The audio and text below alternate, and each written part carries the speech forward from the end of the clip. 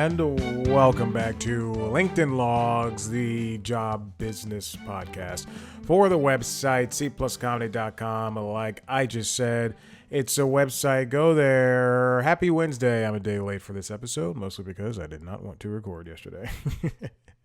Here we are in episode 45 of LinkedIn Logs, and I'll tell you what, I say the episode. Thank God I say the episode numbers and the titles in the first couple of minutes here because I just edited and put up, I would say roughly about 18 videos on the YouTube page that are all backlogged from the podcasts, from this show, the Constitutionals podcast, which is the Entertainment Business News podcast, as well as Late Night Lately, which is Late Night Show, and I had to go back and watch the first couple of minutes because of most of them, because for some reason some of them were mislabeled. So here we go. All right, what are we doing? Well, I still have not heard back from the guy at CNN. I think it's safe to say. I'll send him an email. Blah, blah, blah. I'll do that. I think it's safe to say that the manager, the supervisor that he spoke with, the woman who was one half of the reason why I was unable to continue my tenure at CNN. So, yeah, that is safe to say that he reached out to her and she did not have nice words to say about me. And you know what? It's fine. Because when I get my Emmy nomination and I win and I'm up on that stage, I'm going to name the 5 people who were the worst. All right, let's get on with this first story. All right, fine. These are in no particular order, but I'll just go with the first one. This comes from Jennifer Moss over at Variety. Warner Bros. Discovery to lay off nearly 1,000 employees. Cuts to max staffers in single digits. It's no secret that I'll go ahead and say it. David Zaslav is not good at his job. That's one reason why I'm never going to be able to work at Warner's again. But it is, I mean, to be this far into a complicated and overly unnecessary combination of a reality-based platform of networks that has no reason to be mixed with the number one, if not the number 2 biggest movie production studio in history, in the world, that there is and ever will be. Only number 2 to Disney. Not Paramount, not the rest of those people. When I think of movie studio, I think Disney, Warner, and then the rest fall in: Paramount, Columbia, Sony, which I think Columbia is a Sony. Anyway, but we have more layoffs that are coming. It's nearly 1,000 people will be laid off across a few sectors in a new cost-cutting move at WBD, including finance, business affairs, production, and at Max, which is a streamer. The vast majority of the eliminations were in the finance division, with at least 10 Max staffers affected in total. And you know, I have since I worked at CNN and Cartoon Network, I'm connected to a lot of people on LinkedIn via LinkedIn, but we have that one connection of having worked at one of that company, and not one person has anything positive to say about this Zaslav guy. And the thing is, they're not as vocal as me. I mean, they probably are. I just don't talk to them. But I just, David Zaslav, if you're listening to this, you are not doing a good job. You need to. If I were in this man's position right now, if I was principal for a day, and I was able to handle Warner Brothers the way I would handle it, and this is not Monday morning quarterback. This is not backseat driving. This is, I guarantee I can change the entire company for the better without firing people. In fact, I'll give people more jobs. You know why? Because I'm only going to take home $1 million. That's it. Look at where I live. I live in a 1-bedroom apartment. I don't need much. I would like my bike back since I was hit by a car. And healthcare since I was hit by a car. And if we're talking about any updates, I would love to get a bed frame. Let me get rid of this box spring. It would be, but I would cap my earnings, and I would truly, if I believe in the company, I would take some back earnings on stock, whatever. But the cash earnings would be super, super duper low, and I would reinvest into the company. We've talked about, or actually I don't know if I've done this show, but at least I've done on Constitutionals.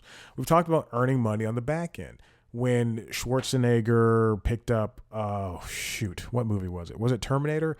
I forgot. It was one of his early movies, it might have been either Twins or Kindergarten Cop. But instead of taking a huge paycheck up front, he took points on the back end, so that he believed if the movie did well, he would get paid. And surprise, I think it was Twins. Surprise, surprise, the movie did well, and he was paid handsomely. I believe Warner is truly one of the biggest names. I had to scratch my lower back. No big deal. It's got a tramp stamp. Just kidding. Just kidding.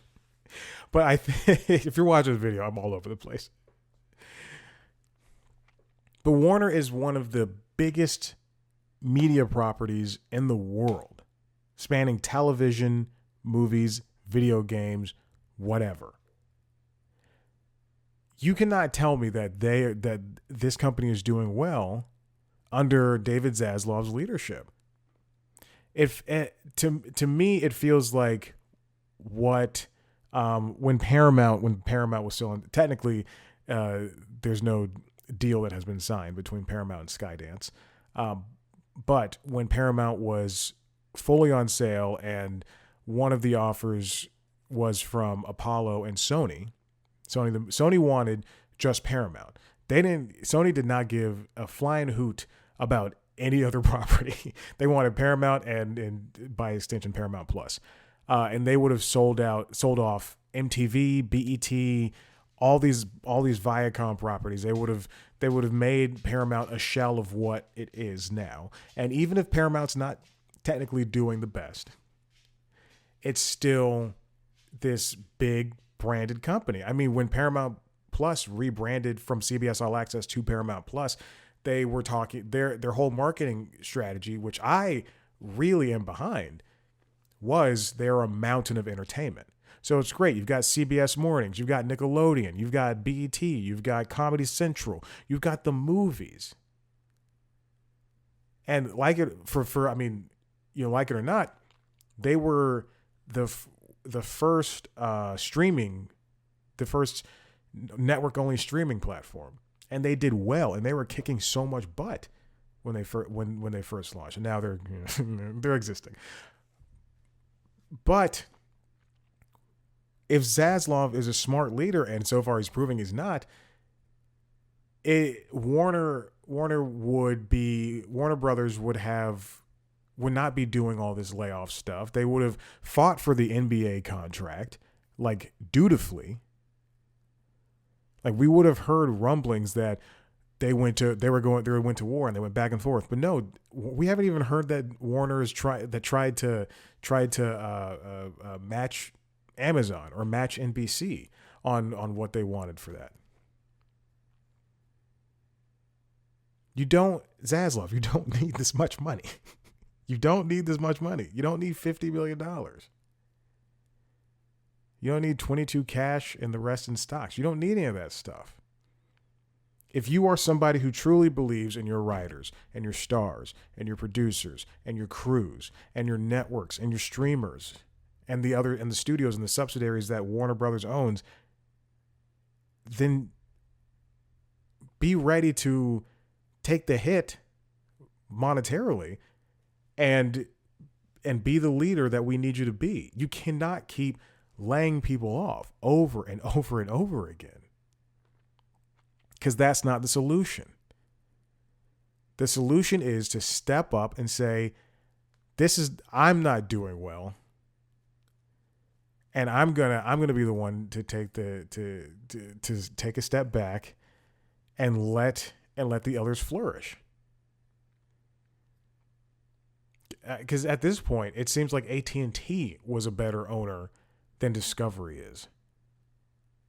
And I saw a headline yesterday, which I do not agree with, but Bank of America, their analysts said that at this point, Warner Brothers Discovery should be sold.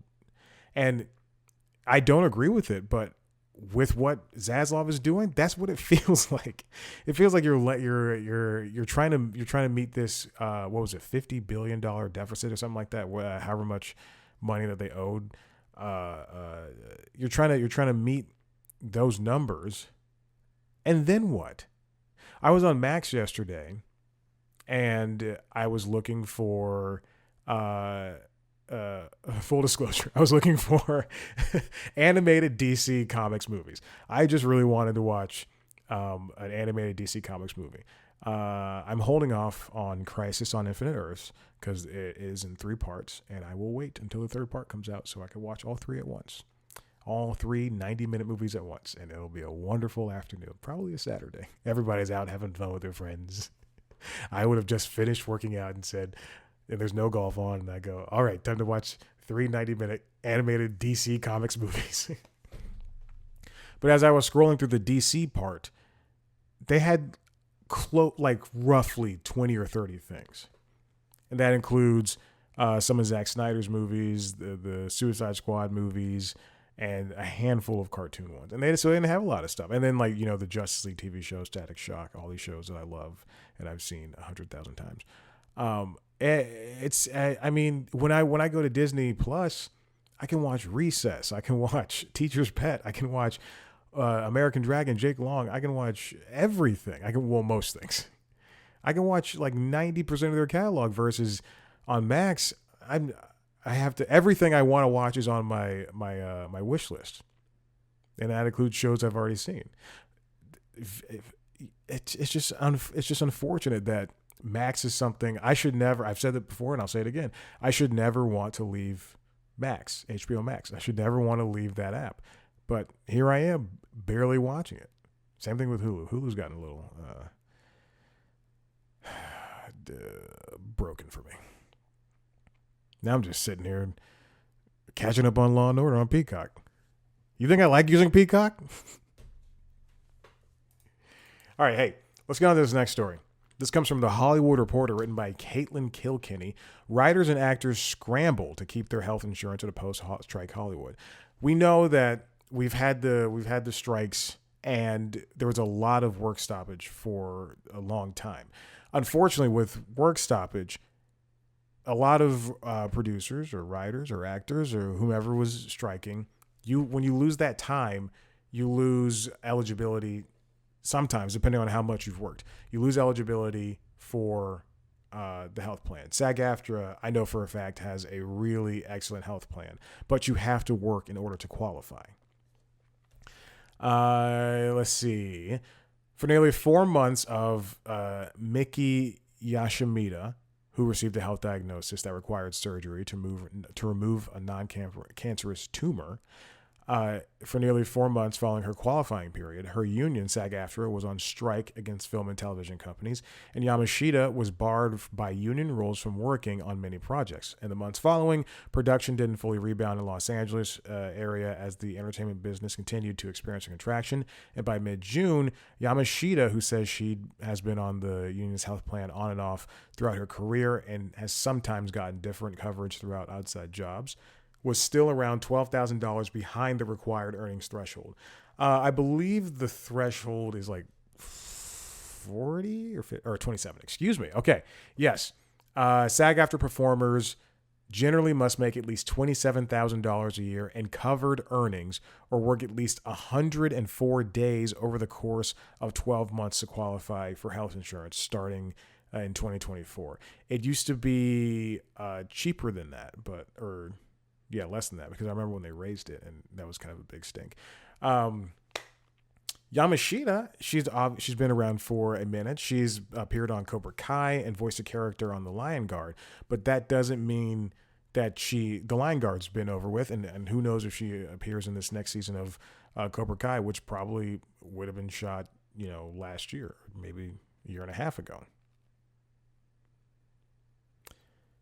Barring some miracle, Yamashita said, I doubt I will actually earn the threshold by June 30th. I will continue to hustle until that deadline comes, after which she will assess other healthcare options. To be $12,000 below that threshold of $27,000, and that's low. Like that's almost poverty levels, which is in the $26,000 range, I believe.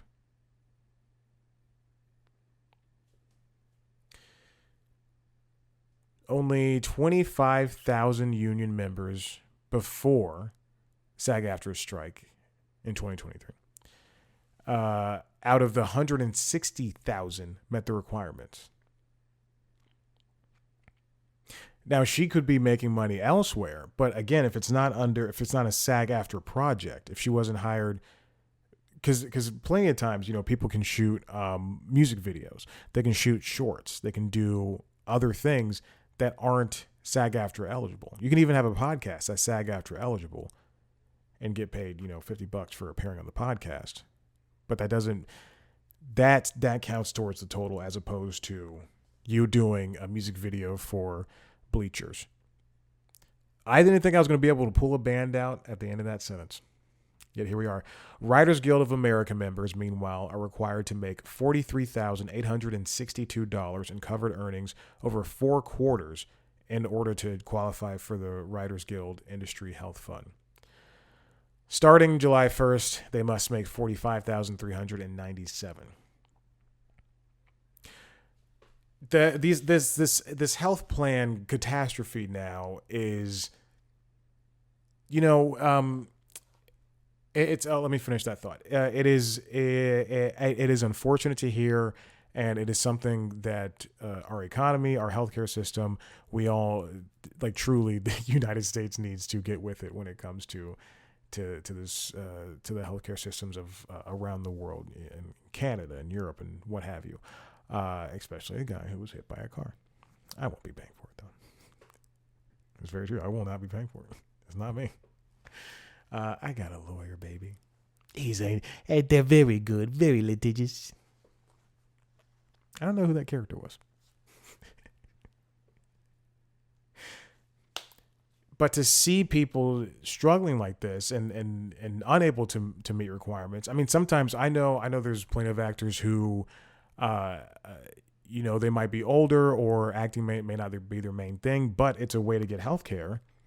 And they get the health, they do enough just to get health care, and then they can, coast the rest, not coast, but, live their lives the rest of the year so that they have this great healthcare plan. And again, it's a good healthcare plan. It's just the ridiculous amount of things you have to do, the amount of money you have to make is, and you pay $1,400 to join these guilds, $1,400 or more, I believe. And there's gonna have to be, this is the thought I interrupted myself with. There's gonna have to be, and as Caitlin, I believe that's her name here, right? Katie Kilkenny. That, as Katie Kilkenny suggests here, there's gonna have to be some leniency. And yeah, that's what I was thinking when I'm talking about this. There's going to have to be some type of way for everybody to who was at the threshold when these strikes hit, who was about to touch it.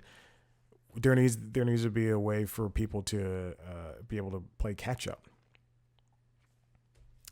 Where was I? I scrolled somewhere and I was done. Okay, anyway. The Writers Guild Industry Health Fund and the SAG-AFTRA Health Plan are offering extensions of health coverage for 1/4 of union members who meet certain requirements. Oh, you would have to read through these pages. She linked to SAG-AFTRA's health plan, which, as part of the strike suspension agreement, the Alliance of the Motion Picture Television Producers and SAG-AFTRA agreed to recommend to the SAG-AFTRA Health Plan Board of Trustees to extend coverage as described below, blah, blah, blah. Okay. Oh, so they have qualifications for people who are 65 or older and receiving a pension from SAG. Okay. And qualification requirements for non-retirees. And the non-retirees, let's see. It still says if you don't meet that. Oh, they changed the base earning periods. Okay. Okay. I mean, that's fine.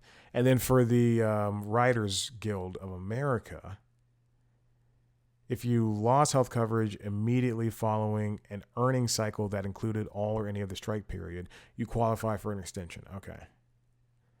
So they did roughly the same thing. So what both of these plans did was they had new dates. So if the strike happened, strike was like what 6-7 months, something like that. So if the strike, I'm making up numbers and I'm making up dates because I don't remember when the strike was. But if the strike was from September to March, then you would, and they would give you dates. So September 2023, October 2023, December 2023, February 2024, and you lost coverage in those points, then you were extended. So that's fine. They provided additional time, but haven't been a cure-all for some members. Yeah, very true. In the meantime, creators of all levels are scrambling to meet the requirements. There's a writer for the shows Tracker and Waffles and Mochi.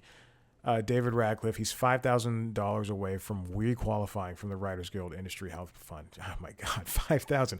After receiving a coverage extension, he needs to make up his earnings shortfall by September 30th. So you have to make that money back. They're just not going to give it to you. That makes sense.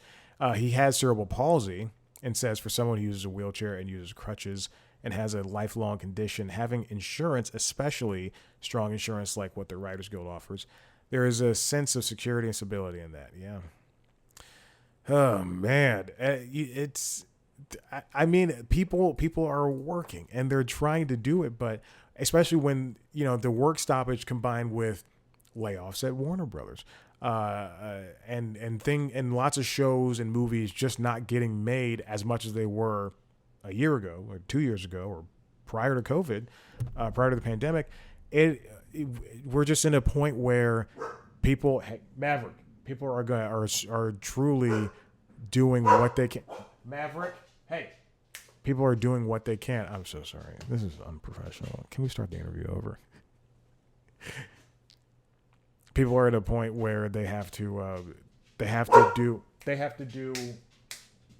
things that they didn't expect to do when it comes to this. And also, they're not going to be able to. I mean, sometimes you're going to have to take a very crappy job. Like a writing. I don't know. This is not something that I would say is crappy, but if you don't have the skill set, writing for an awards show or writing for a short film for somebody to put out on Temu.com. I don't know. I couldn't think of something. I just watched a video from CNET talking about comparing dupes from Temu and the real life things. Also. So Maverick barked. Maverick, if you're not watching, Maverick was barking at the maintenance people rolling by with their carts. During every interview I've had in the past year since I've had this dog, if he starts barking, first of all, if he's on one like that day before the interview, I'll go, hey, I'm sorry about my dog. He's a puppy. Blah blah blah. And he still is a puppy. He's 1.5. But during the CNN interview, Maverick was having a very not particularly very good day when it came to his anxiety, and it was because he was dumped and he's still very anxious. But Nova and I are a very good family for him. Nova's the cat. Anyway, Maverick was freaking out, and I told the guy, I was like, hey man, I'm sorry about this. My dog is he's. I didn't say this, but I was like, he's being stupid. He's like, oh, yeah, no problem.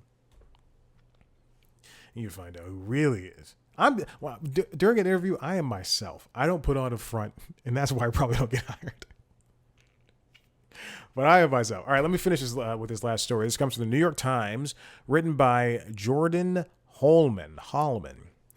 When that job promotion is really a glass cliff. And this was an interesting find for me. I probably could have. I shouldn't have mentioned this.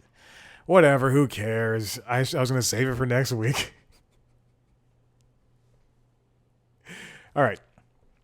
A glass cliff effect is a phenomenon in which a company in crisis appoints a woman to turn things around, often setting them up for failure. So Hallman, when she writes about Stephanie Lenartz, who was put in charge of turning around Under Armour in late 2022, but lasted just a year, or someone like Sue Gove, who was when Bed Bath & Beyond was crashing towards bankruptcy, they put her in charge.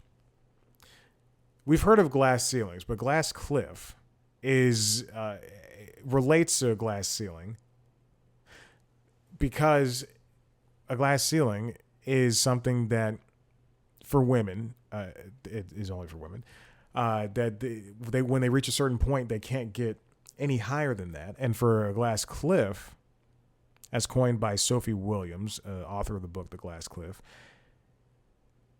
the term, quote, speaks again to that invisible danger of being high up and potentially falling down. We've seen this happen time and again with these companies, with big companies only putting a woman in charge when something bad is happening.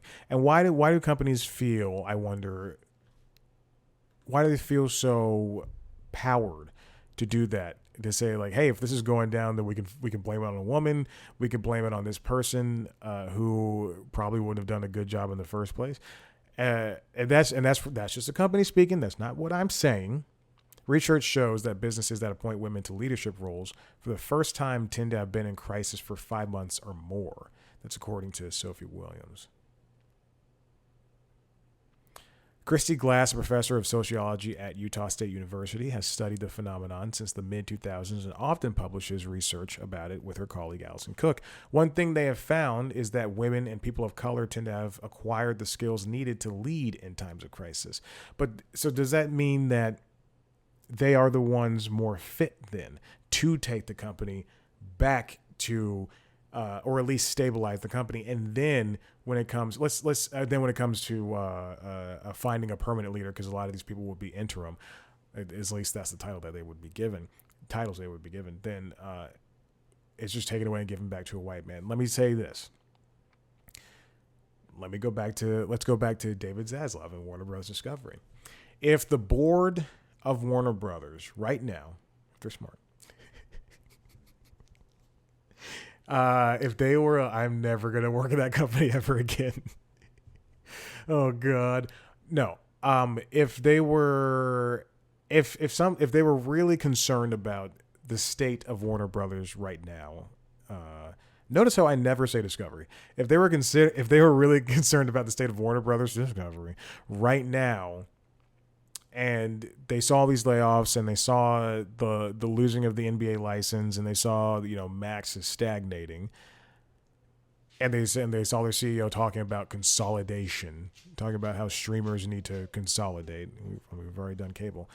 And they wanted to vote that person out, and they wanted to put in an interim CEO, and they chose a woman, or a person of color, or a woman of color.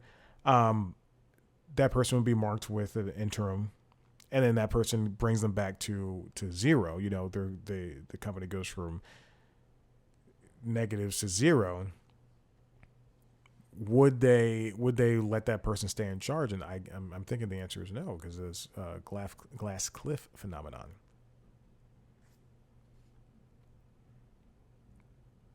Even though the woman or the person of color would be the one who's most qualified than some white guy to help lead the company to where it is. If David Zaslav hired after Chris Licht was let go, instead of hiring Mark Thompson at CNN, where would CNN be right now had Mark Thompson not been hired? If Mark Thompson was replaced with a woman who could definitely, who's the lady who's in charge of, who was in charge of Washington Post CEO? Let me see. Washington Post CEO is Will Lewis. Who am I thinking of? Oh, Wall Street Journal, WSJ. No, that's a white guy. Is it Washington Post? It's not New York Times. Oh, God. Oh, who's the woman in charge of NPR? Okay, let's do it. NPR CEO is Catherine Maher. Or Marr. I don't know. But if she was in charge of CNN, you know what? Actually, I'll use NPR as an example. She was blasted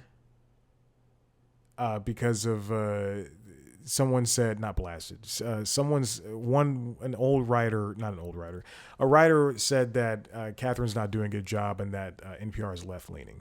I don't think that's the truth. Especially after watching a lot of things. If she came out and she defended NPR's decisions on a lot of things, including their shows and their hosts and everything like that. Especially after David Folkenfilk wrote a piece talking about that writer who was then let go or not let go. He resigned from his NPR position. The writer, not David Folkenfilk, who was also a reporter at NPR. She came out and defended the company and everything, and quite frankly, I think NPR is doing a decent enough job. They are taking a big podcast focus right now, which I'm not a huge fan of, but this is the thing that makes money as opposed to people going to the website, and they are doing more video. I'm not gonna say they're doing a lot of video, but they are doing more video stuff. So if she's doing a good job, and I wouldn't say NPR is in some type of crisis mode. There are some things that do need to change there, like their intern policies and pay and stuff like that. However, Mark Thompson over at CNN, if a woman who was in charge of CNN did the debate between Trump and Biden, that the way that Mark Thompson did it, which was widely maligned, and people did attack Dana Bash and Jake Tapper. Buddy, you got lay down, go. People did attack Jake Tapper and Dana Bash because of their performance and because CNN refused to fact check the things that both candidates were saying. If a woman did that, because we just kind of moved on, and if a woman did that, that'd be a case for her for firing, a cause for her firing. So this glass cliff effect is something that should be noted, and it is, and I do kind of see as a sexist. The way companies treat women is women in high positions is very sexist and deeply unfair. Look at me.